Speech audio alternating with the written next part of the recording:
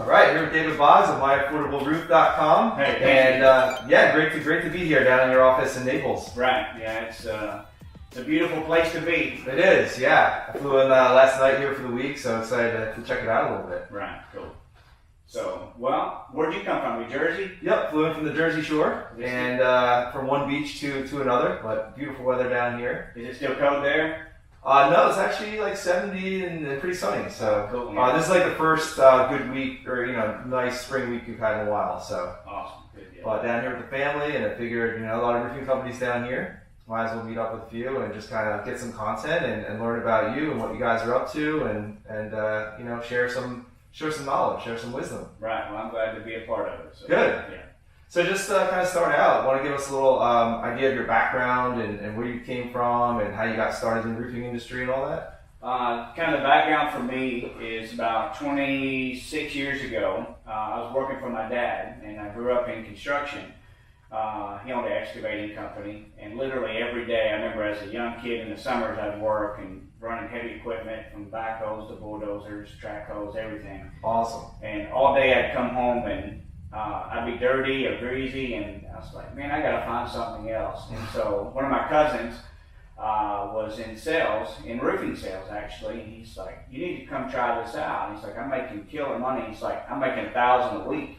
And 26, 27 years ago, that's a lot of money. Yeah. And so I got tired of being dirty, and so I went to sell for a company in Louisville, Kentucky, and I just was a natural fit for me. And there was actually a hailstorm that hit there, and at the end of the hailstorm, the owners of the company, they just packed up and left. They didn't finish the business or anything else, and we were stuck there. And I just had a thought or a dream or a vision, whatever you want to say. It's like, I can maybe take this to the next level. And that's how I ended up starting my own business, and that's how I kind of got started into the roofing industry. I didn't want to be dirty anymore. Wow. So we started there and small, and just through the years, we've been fortunate enough to sell a lot of roofs. So. Wow, fantastic. Would you say something like 16 or 18,000 roofs? It's in excess of 16,000 roofs we've put on. Wow, that's impressive. Yeah, so it's been with a lot of trial and error, and some great storms and not so great storms, but it's been a journey, to say the least. Yeah, I'm excited to dig into that. It's funny, I grew up in my family's construction business as well, in a shipyard, so like barges and tugboats and things like that. So I definitely got dirty and learned a lot of blue collar trades, and it was awesome. Learned that work ethic and all that. So yeah, well, that's one thing that my parents taught me was how to work hard. One of the things people ask me, like, well, how do you be successful, or how do you become a business owner? If you're looking for 9 to 5, forget about that. We didn't know what 9 to 5 or punching a time clock was. Oh, yeah. My dad would get us up out of bed at daylight, and we wouldn't get home till dark. That's all I've ever known, is work sun up to sundown, and then do your paperwork when you get home. So right. So many different things that I'm thankful to my parents for my upbringing is work ethic. So yeah, likewise. I mean, some of those working up in a shipyard in New York City in the dead of winter, where you got the wind coming off the water, and it was miserable. Mm-hmm. I hated it at points, but now I look back on it, and I'm glad that I've had that experience. So it really does shape you, whether you realize it or not. One of my things, my dad now, he's got real brand new equipment. And they got cabs and heaters, radios, air conditioners and stuff. And when I go home and I see his new equipment, I'm like, we didn't have nothing like that. Oh, yeah. And when you talk about winter, man, we used to freeze to death, man. The wind blowing on cold steel, operating a piece of equipment. And, oh, yeah. We didn't have that gravy train then, but I'm glad he's got it now. Yeah, he's earned it. Right? Yeah, I'm like, man, I may not have quit the excavating business if we had those kind of luxuries back then. Yeah, exactly. That's the way it is. You start small and end strong, hopefully. Well, that's seems like that's what you guys have done here. So you started 26, 27 years ago. What's the business look like now? You've got several states. You've got a bunch of locations, and you're doing a lot of work. Like, give us a snapshot of the business right now. So the snapshot of the business is our home base is in Louisville, Kentucky, and that's been my home for my entire life. Cool. And we worked very hard there to establish a business. But several years ago, when a hailstorm would hit, we would go to Indiana, we would go to Tennessee or whatever, just to work a storm, and then we would come home. But there was no ongoing business in my home market. And so about 7 to 8 years ago, we made a determination not to just be a storm business, but we wanted to be a full-time roofing company and build something that lasted when there was no storms. Because in the industry as a whole, the business flourishes under natural disasters, hurricanes, hailstorms, windstorms, tornadoes, and those things, and then roofing companies are able to go and help homeowners rebuild and do those things. But when storms are down, when Derek Klein at Hail Trace is not giving us hail report, then we're sitting here at home like, man, I wish I had something to do, and there's no income being made, there's no money being made, and you sit there stuck because there was no investment at the home base. And so I decided at that point to start building our home business. And so our Kentucky office is more of a retail roofing operation instead of a storm operation. Now, don't get me wrong, we like when the storms come to Kentucky. You'll catch them, right? But I don't have to have a storm to be successful in that market, because I've invested in our community and we become the hometown, local, high quality roofing company. And so that's our home base. And so prior to Hurricane Irma, that was kind of our vision to expand, one city at a time, and have a target of building a company that could sustain about $3 million a year in revenue in retail. And so that was the marketing. But Irma happened, and just from the excitement and the need and the whole thing, just everything became Florida based. Now, fortunately for us, we were already in Florida working prior to the storm happening, and so we had a head start there. And so the new word of the industry is scale. Right. Yeah, let's go big or go home. And so we was in a position there that we could scale quickly, and we did. And there's some great benefits of that, and there's also some great tragedies of that as well. It's not all, oh wow, you did all this work. There's casualties along the way, and lessons learned, and expensive mistakes that take place. That's kind of the inside or the backside of the story. It's not all the glamour it seems to be. So. Yeah, I want to dig into that in a minute. But back to Kentucky, what was the biggest transition that you had to make from, say, a storm-focused business to a retail business? Because I know a lot of guys are probably in that position where there's more roofing companies today than ever, I would say, trying to survive on the storms, but there's not always going to be storms. So what do you say to that roofing company who may be a little bit younger, starting out? Like, how do they build that home base, like get into the community and build that business? Well, the key to building a home business is developing a referral base. And so I took, again, it was my hometown, so I had the benefit of knowing a lot of my old friends and new friends and establishing that. But how I did it was kind of in a grassroots effort. And I started, number one, I would do what I told our customers we would do. And number two, I got heavily involved in the community.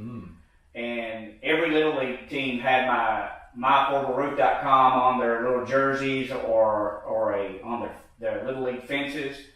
And then winter came. Usually people don't do marketing for roofing in the winter, but I began to sponsor the basketball leagues. And then I would grow to become a sponsor in some of the local high schools and middle schools.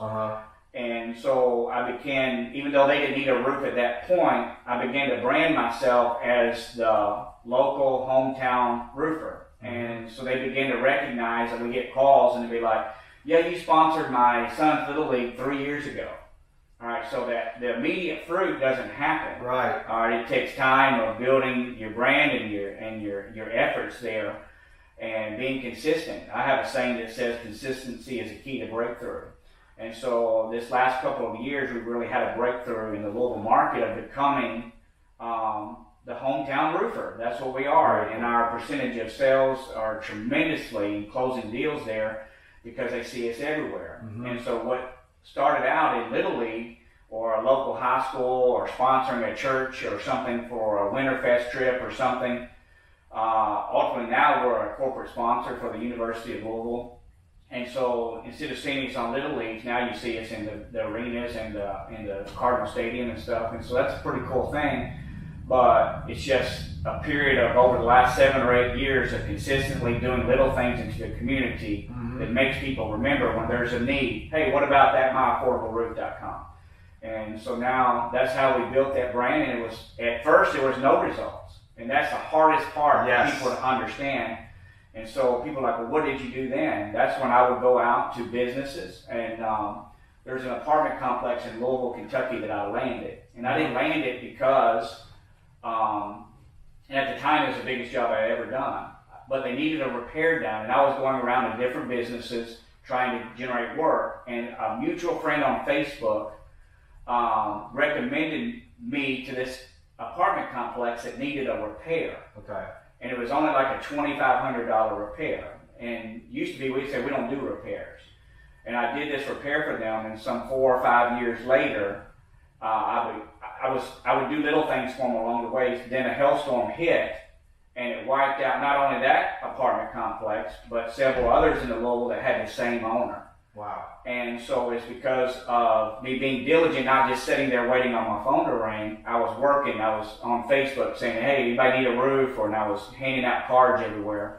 And that little repair that I landed by referral ended up being multiplied millions of dollars worth of work from one person, just because we did what we said we was going to do, and we hustled. Yeah. We didn't sit there wait on the phone to ring. I was out hustling myself, and that's how we landed that big deal some several years later. So. That's you're speaking my language. That's because everyone, I think a lot of people will want that. Like, oh man, how do I find someone today who needs a roof? I need to sell a roof today. And you're talking about doing marketing. I own a marketing company, so this is definitely, you're in my head right now. Doing marketing and not expecting the result right away, but farming your area so that when someone does need a roof, they know who to call. Yeah, and we built our brand. Right. You know, we became, I don't want to sound bigger than we are, but I became a household name in regards to roofing in my hometown.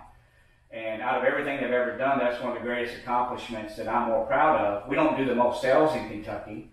But we do, when they call, we land almost every job. And we got some, it's just a great business that is retail driven, not storm driven. And then when a storm does happen, that's easy to do. Your phone's ringing off the hook. Yeah, it's because I've got several thousand customers that we've done over the years that will use us again and again and again. And so from now on, I have a son that's in the business, and so as he gets older and continues to learn the business, now you can't give somebody a storm operation for your kids or leaving a heritage or a legacy. You can leave stories. But I made a decision. I wanted to build something for my family, and it required me to build something local that wasn't just dependent on Mother Nature. Right. So, yeah. Because you could be out of business next year. Yeah. If a hailstorm doesn't happen, well, I don't have anything. Right. And now it's not something that I'm just depending on. We always have our home base that's going to provide for us. Right. So to speak. Storm's kind of the gravy on top. Yeah. Exactly. Yeah. So what's that phone call go like when someone in Kentucky is calling up your office there? Like, are they just like, hey, I want you guys to do my roof? Is that it, or? Well, usually a phone call. Well, believe it or not, because I'm involved in the business, I get probably between 6 to 10 leads a week just on my personal Facebook page. Okay. My friends and family or someone. Friend of a friend. Yeah, and one of the things too locally. That I do is we're a member of all the neighborhood pages. Okay, like, the yard sale page or the Nelson County page or whatever. We're part of that, and we interact with people when they ask. Now, we don't get on there and blast other contractors or whatever, because it's a referral site or whatever, and we just like, hey, there's several big contractors, but here's our website, take a look at it, we'd love to help you. So we generate business by being local in regards to our interaction with other online Facebook profiles or whatever. So, but the phone call, we usually just go, hey, you did my neighbor's roof 2 years ago, and I got a leak, will you come out and take a look at it? Or I seen your ad at the baseball park, or I seen your U of L sponsor, and would like for you to come out. There's always a reason for referencing something. that's coming, and it didn't happen overnight. I can't emphasize it enough, because people people are always like, well, how do you get your phone to ring, or how do you do that? And it's not because of what I did yesterday. Yeah. It's what I did several years ago and consistently continue to do it to this day. So yeah, especially in this day and age where everyone wants results like right now, immediately, right? Facebook ads, funnels, all that sort of stuff. Yeah, like, those can help, but you need to have that solid foundation. Well, that's the base. So like when we want leads now, which we do want leads now, there's a portion of that is, especially in a storm environment, we would use someone like Hell 911 to get direct calls and get us in the door immediately for that. But those things run its cycle as well, and then you sit there, it's like the call list has already been called through.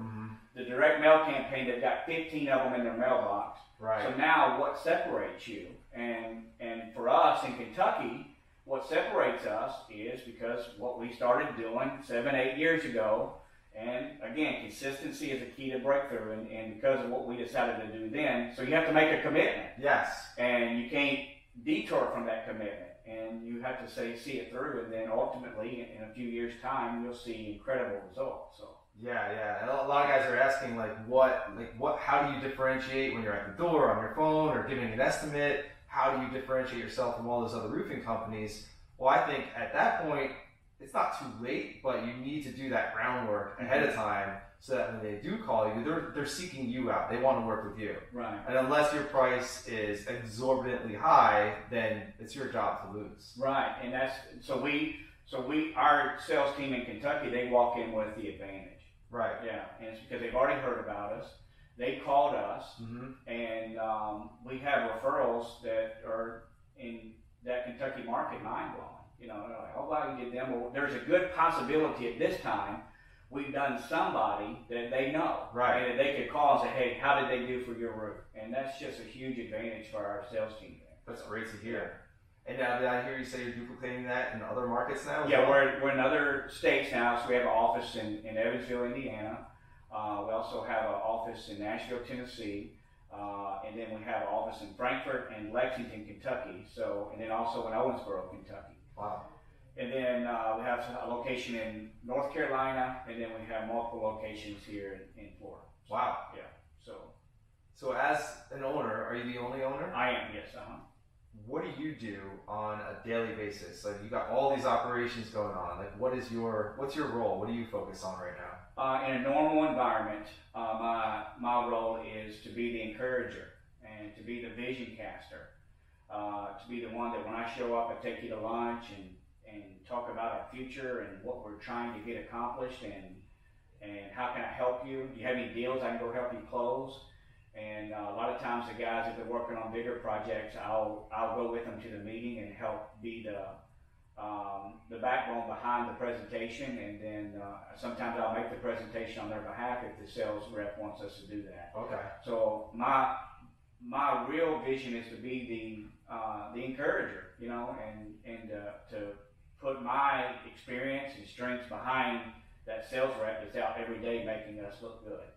And so that's really what, in a normal environment, that I strive to do, is just be a source of help, be touchable, and I work just as hard as all of our team, and that's why that we see the caliber of people that we have working for us continue the journey with us. So. Gotcha.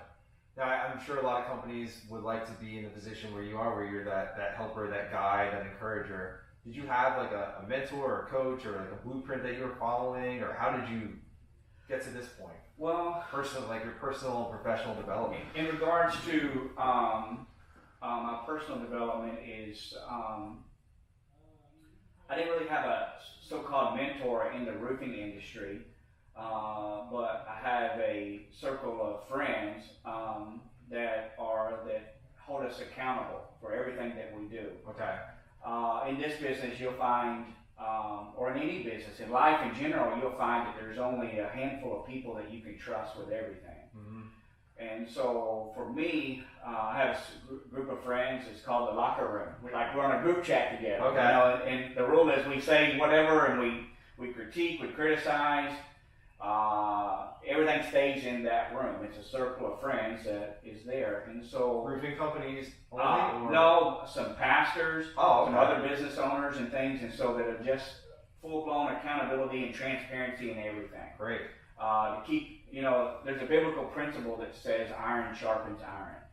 And so it was important for me to be around people that would challenge me. And when I got the big head, that would shrink you down, and bring things back into reality of right. like, oh, you're a little too big for your britches there, And along the course of time, there's been times that I've been cocky and arrogant, and but here in the last several years, it's been humbling, not because of any other reason, but just to understand that you get an opportunity to do things that people could only dream about. Mm-hmm.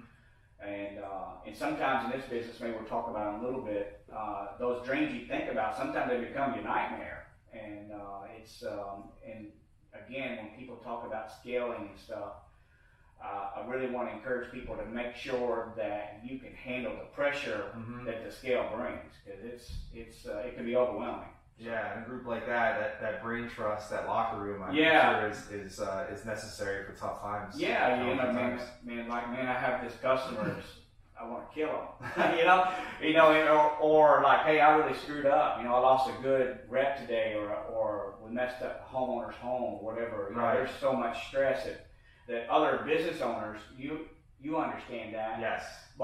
And other people in the roofing industry understand a lot more. And that's one of the things, too, that some of these networking groups that Anthony has put together, like SVG and stuff, it's kind of created a camaraderie, so to speak, that contractors can, I know what he's going through, or I know what she's going through, or whatever, and then instead of it being this, what am I going to do? There's also a source of industry leaders that can be a source, a great wealth of wisdom that can say, hey, this is what I did when I got in a cash flow crisis, or I had a workers' comp issue, or whatever. So many things that happen, and it's still this way, some internet bandits or whatever, they like to stomp on people when they go through a difficult time. But the changes that's happening with some of the networking events and stuff is contractors are now, instead of trying to kick your competitor while they're down, you see somebody reach out their hand and say, hey, let me help you out here. Can I send some crews? Can I do something to help you? Yeah, you see a lot of that these days, especially with companies in the same market like Dallas. And a lot of those guys are getting together in Florida as well. And it's just to bring each other up, because we're all going through the same challenges. Sure, right? and to understand how did you overcome that mortgage company issue, or that insurance issue? And again, that biblical principle, iron sharpens iron. And I believe that there's no such thing as a competitor, because I believe in who we are here at My Affordable Roof, and David Boggs as a leader. I'm going to do as much as my potential will allow me to do, and nobody else controls that. And nobody else should allow what I do in a market control the potential that you have. And so, when someone comes in, we lose a job to someone. When I was younger, it used to make me so mad. Like, no, go give them a cheaper price or whatever. And now I understand that there's enough work for everyone, and that doesn't determine how many jobs I'm going to do. It has nothing to do with it. Only me and my team control what we can ultimately do. That's a great attitude. So I want to help somebody else. It's. I had a guy, he roofed one of our houses by mistake. He had the next door neighbor, and we got him flipped up. And, we could have been a jerk about it. I'm like, no, just send your crew bill. We'll pay your crew. And just like it was an honest mistake. Right. You could take advantage of that situation. And now we're buddies in the industry now, because I didn't try to hurt him. Right. And so it's important that I just think that, and hopefully that people would do the same for us. That could happen to you guys. Yeah, you never know. We've done it. We've roofed the wrong house more times than I care to admit. But when you do a lot of work volume and stuff, and 2 looks like a 3, and you show up at the wrong house, it can happen to anybody. So it's not.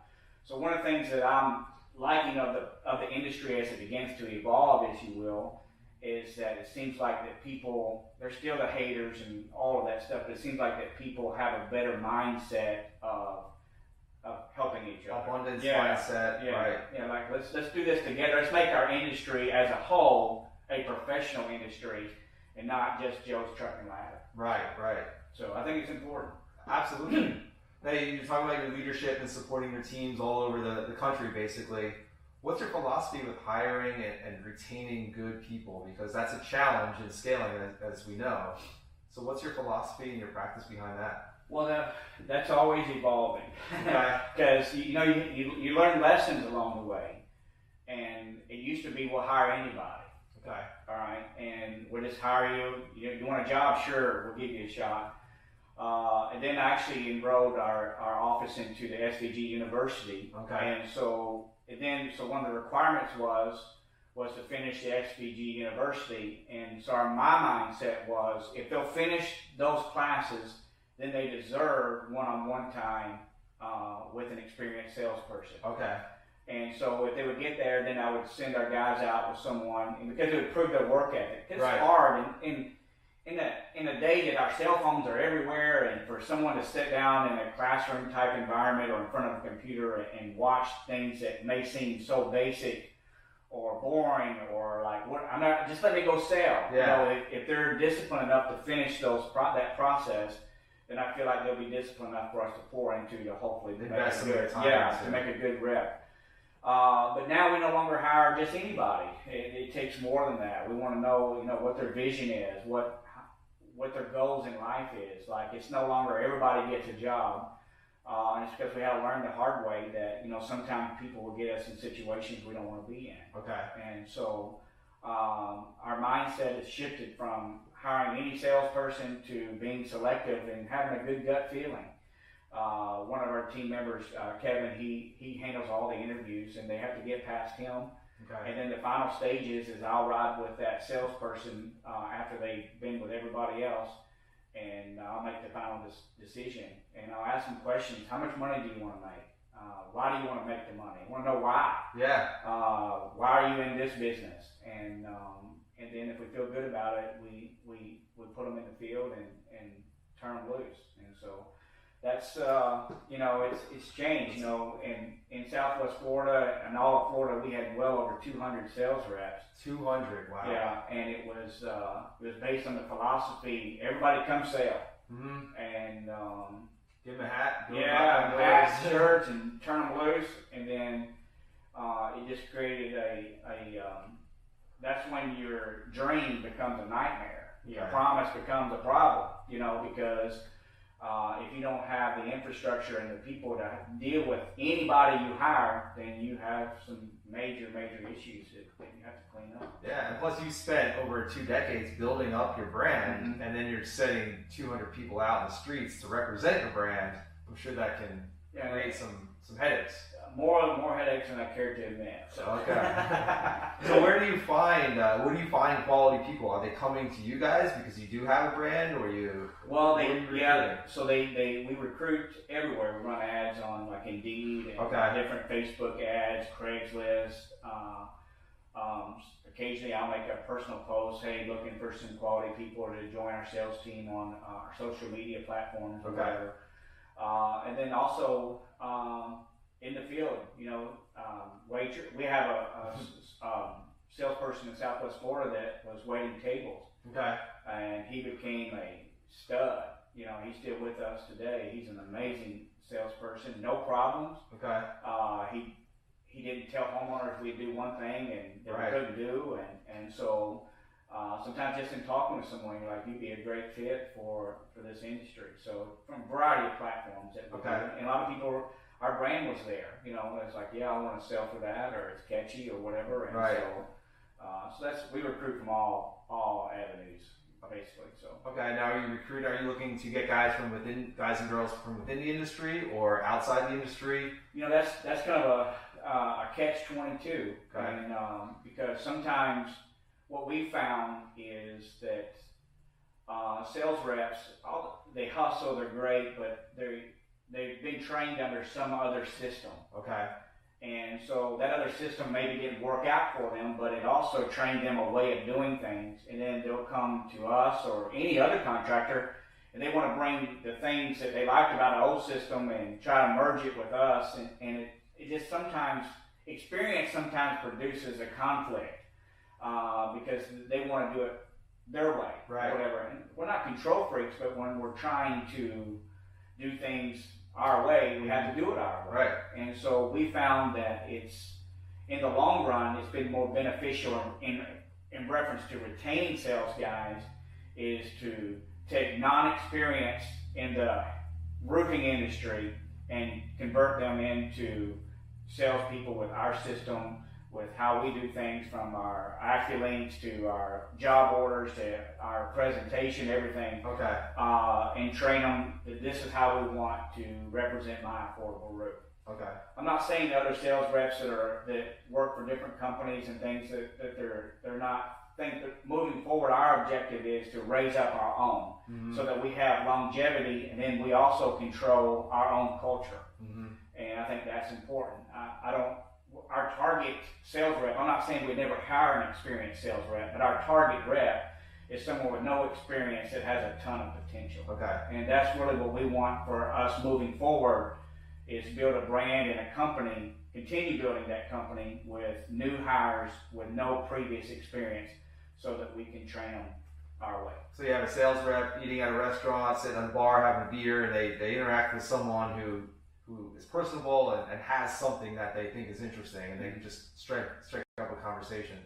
That can be one way. And recruit them. Yeah. Say, hey man, you ought to try doing what I'm doing. And that's how I got into it. It was my cousin. He was working, and he knew I worked my butt off. And usually in this business, if you have good work ethic and just decent communication skills, you can be successful. But you can't train work ethic. Yep. And if you have work ethic, I think anybody can be successful. That's my philosophy too. We hire for those kind of soft skills, if you will, and then train on everything that someone has to actually know. Right. But that personality, communicating, being a good person, doing the right thing, doing whatever it takes, those are the things that we look out for too. Yeah, absolutely. And answer the phone. Yeah. You know, in this business, as silly as it sounds, right? Yeah, it's for our sales reps, and you know, we got into a situation here that some of our reps wasn't. I literally gave all of our customers my personal cell phone number. Thousands of people received my personal cell phone number because it was that important for us to communicate. And you know, truth always sets you free, even when it's not what the homeowner wants to hear. If you just communicate, this is where we're at with your job, or this is what's going on with your insurance company, or whatever, it calms it way down, even though they don't like what they hear. But that's why communication is so key.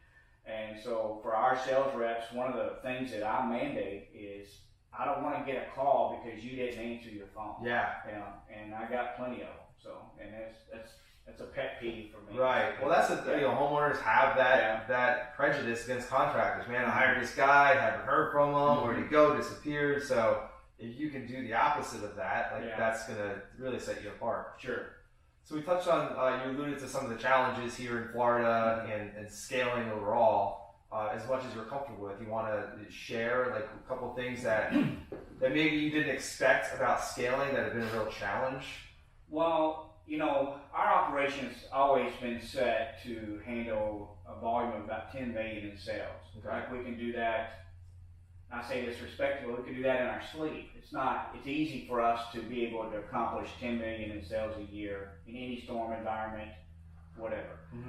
No problem. But when we came here, again, we hired everybody, and then we're like, okay, how am I going to manage all these people? Okay, because our infrastructure's set up for a max at 10 million, and here we are, we're selling $2-3 million a day sometimes. Like we had those types of days here, and we just kept growing, and because the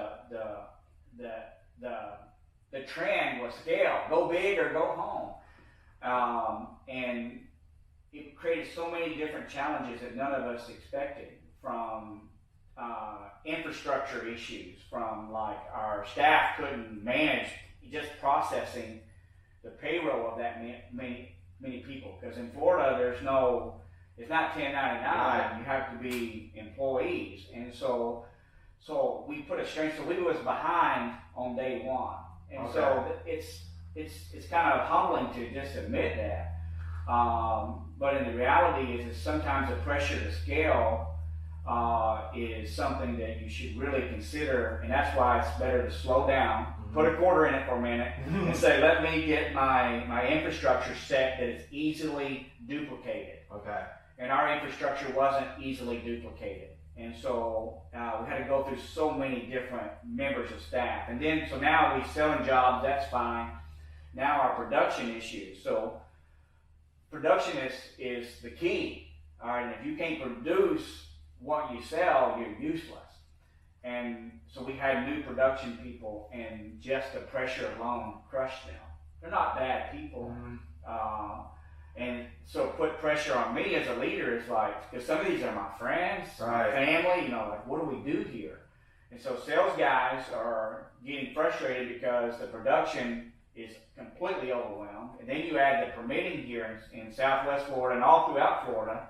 You add all these dynamics, and then you find out material is not readily available. So you got a recipe. All the different parts. And so you're spinning your head, and and like you want to believe in people and let them continue to figure it out or whatever. And so we literally, like the customers that trusted us because of our brand and the decades of work that I've built, having the recommendations that we have is now tested because it takes so long to get something done. Now, all of it isn't our fault, but all of it is my responsibility. I love that. Yeah. And so, like, I can blame we had poor production or it took too long to get inspections. I can blame everybody else, but at the end of the day, the reason why I'm in this office today and not checking on other ones is because it's my responsibility to make sure that we make all these customers whole and complete their jobs.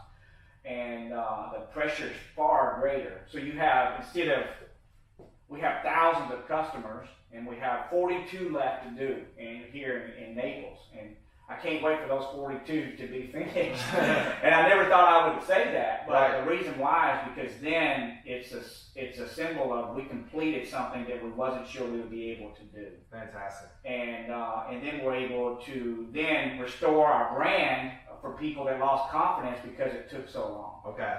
I can explain all day long of why, but they don't care, and our issues here have never been about quality of work or quality of the job when we're finished. They're happy then. It's the fact that all these elements, it takes too long. And then you had sales reps that were frustrated with us too but when you work a hurricane in Florida, for sales reps, it doesn't happen like anywhere else. The same roof we build in Kentucky or North Carolina or Indiana takes one day. That same roof here takes 6 to 8 weeks. The same roof. Wow. And that rep's not getting paid. Yeah, and so it's frustrating for the sales reps and it's frustrating for your team.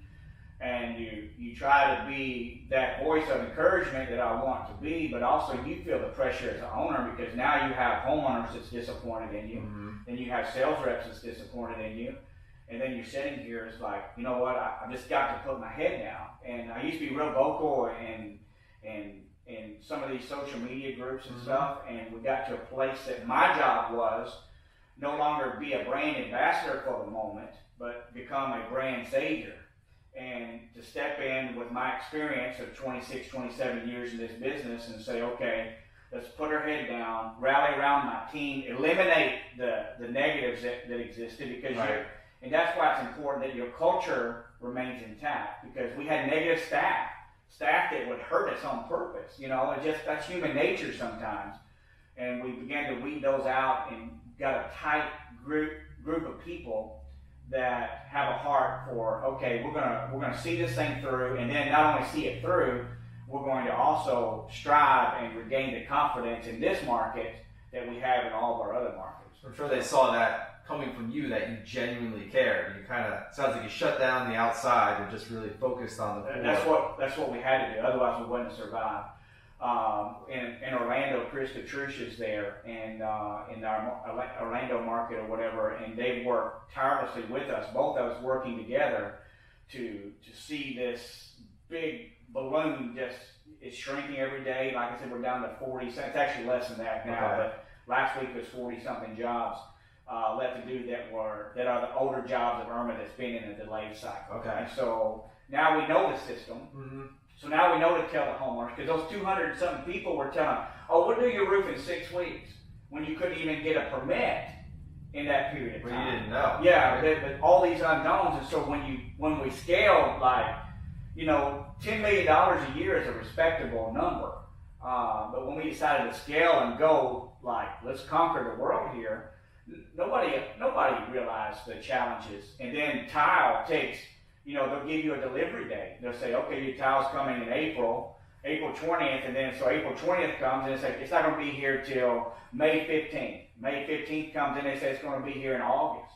Wow. All right, and you have the roof torn off, you're expecting the tile, everything is ready on your side, but the tile doesn't come. So who does the homeowner get upset with? They don't get upset with Boral. They don't get upset with the tile. Yeah, they could care less because it's my responsibility. All right, and so now we've had to change how we do things. We don't tear roofs off until the tile is in the yard.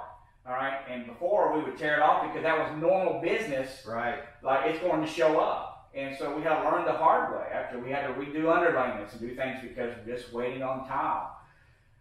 And then the challenges here with cash flow has been tremendous. I don't care how much money you have.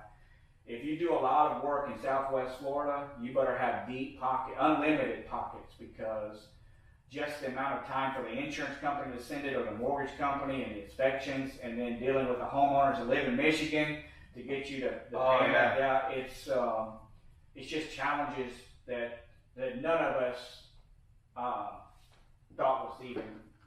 We thought it's going to be easy. It's been a test, huh? Oh, yeah. I'm sure you're a stronger company now from it. Oh, yeah. Well, it tests your foundation of your key leaders, and it also tests the people that are committed to you. And, so that's what you asked me about, like experienced sales reps. Mm-hmm. We love experienced reps, but they have the experience so they can just bounce around. So there's no real loyalty. They're buddies. They're friends of the industry, but there's no loyalty to our brand, My Affordable Roof. They're loyal to the storm business. And so somebody else can do it faster, or a new storm happens in their house. Yep. And that's not the culture that we're looking for. We want someone that's going to be with us, because when the storm subsides and that work's over, we're going to continue on building retail work and building relationships with customers that's far greater value to us than just one storm. Okay. So you mentioned like the infrastructure challenges of growing. What else would you recommend to like a smaller company kind of just getting started out? Like, should they just go try to scale and just follow what everyone's saying on Facebook and just go bigger, better, faster, stronger? No, I'm always an ambassador that wants people to go to the next level. I think that should be everyone's vision. That should be everyone's goal. That should be the desire that everyone has, is to go to the next level. But I encourage you to speed up and then slow down. Okay. And kind of what I mean by that is evaluate where you are. Do the things you do well. Concentrate on those things. And if you're not excellent at hiring salespeople, train yourself, discipline yourself to be a good trainer, or put a good system in place that trains them. Because even though that we had the SVG University, our overseers of that SVG University let people cheat the system. Oh. All right, so we have all these people coming in, and so the pressure of hurry up and get them in the field made our overseers make the wrong decisions. Mm-hmm. So therefore, they're out representing us, writing deals that are bad. And so until you're prepared to fully handle everything that scale brings you, wait. And then you won't have a year of trouble. When you're ready, then push it. So work on your discipline issues, your fundamentals. Instead of hiring 10 sales reps, hire 2. Okay. All right. And then as those 2 are ready, then hire 4 more. Okay. You can speed up after you get the fundamentals right. Right. But without that solid foundation, you're just going to crumble. Yeah, because of just and you have to ask yourself the question: if you hire 10 new salesmen today, and they all go sell 5 roofs in the first week, can you handle building 50 roofs a week now? Mm-hmm. And if you don't have the resources to do that, either with your credit lines, your finances, your money, if you don't have the resources to do that, then you need to say, well, how many can I build a week? Is it 25? Is it 20? And hire your next scale, make that your next scale. And then when you're good at doing 20 a week, then you can go to 50 a week. Right. And so walk before you run. Don't go from 5 to 50. Yeah, and that's what happened to us in essence is if I had it to do over again, instead of trying to do the 4,000 something customers we have in Southwest Florida and all the state of Florida, instead of having those 4,000 plus customers, I'd rather have just 400. And because I would have better control, I would be more profitable, and I wouldn't have, my brand wouldn't have suffered because we decided to scale. Right. Okay. It doesn't mean that we don't know how to do it. It means we didn't have the infrastructure or the right people in the right place at the right time to be able to handle what those 200 and something reps brought to us. And that, if you don't have that foundation, could put you out of business. You're only as good as your foundation. Your key staff, you're only as good as them. And that's why I'm thankful every day for our staff that we have in Orlando, here, and then my staff in Kentucky, which they're steady Eddie. They're solid as a rock. All of our guys that are here now are solid, but the Kentucky staff would handle all the overflow. Okay. And if it wasn't for me having that organization, there's no way we would survive. Wow. Yeah. So are you still selling here now? Like, what's the plan moving forward? Yeah, we're permanently committed here. Okay. Both in our Orlando markets and here in Southwest Florida, and even on the East Coast as well. We just had to slow down and catch our breath, so that when we tell homeowners and customers, we can build your roof in X amount of days, we can fulfill that promise. Right. One of the greatest disappointments for me is we've always strived on doing what we tell the customers we're going to do, and we got ourselves in a situation that we just couldn't. And so that's been the greatest challenge for me, is being able to, it's a pride issue, you know? And many people, if they face some of these challenges, they just tuck their head and went home. We decided to tuck our head and go to work and help my team here. We work 7 days a week, and now we're at the finish line, and then we start selling again, and then these people, the Better Business Bureau calls it turning a lemon into lemonade. Okay. So our goal is for these customers that will ultimately say, it took way too long. Like, that's the truth. It took way too long. Doesn't matter whose fault it is.